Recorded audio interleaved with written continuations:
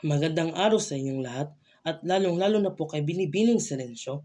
Ako po pala si Jerry E. Dinawanaw at narito po ako upang magbahagi ng kabanatang na 38 na ang pamagat ay ang kasawian. Una nating tatalakayin sa kabanata na ito ay ang mga tauhan. Sino-sino ba ang mga tauhan sa kabanata na ito? Unahin natin ay si Kabesang Tales alias Matanglawin. Si Kabesang Tales ay ama ni na Julie at Carolina. Siya ay isang magsasaka na naging tulisan na naghimagsik ng tinugis noon ng pamahalaan. Naghahangad ng karapatan sa lupang sinasaka na inaangkin ng mga pari. Ikalawa ay si Tandang Selo, ama ni Kabesang Tales at nabaril ng kanyang sariling apo. At ikatatlo naman ay si Carolino. Si Carolino ay anak ni Kabesang Tales at kapatid ni Julie.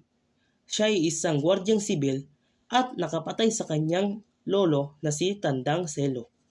At ikaapat ay si Mautang. Isa siya sa mga Pilipinong sibil na naniniwala na may karapatan silang abusuhin ang mga bilanggo dahil pareho lang ang kanilang lahi. Namatay siya nang magkaroon ng laban. At tatalakayin naman natin ang tagpuan nito. Ang tagpuan nito ay sa iba't ibang parte ng Luzon.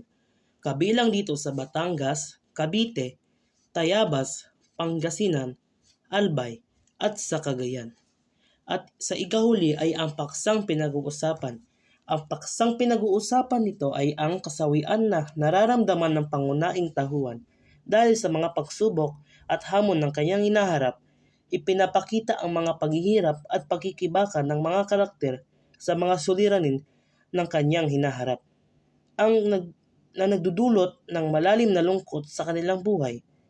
Ang kasawian ay nagdudulot ng tindi ng emosyon at pagmumuni-muni sa mga mababasa at nagbibigay daan upang mas lalong maunawaan ang kalagayan at damdamin ng karakter.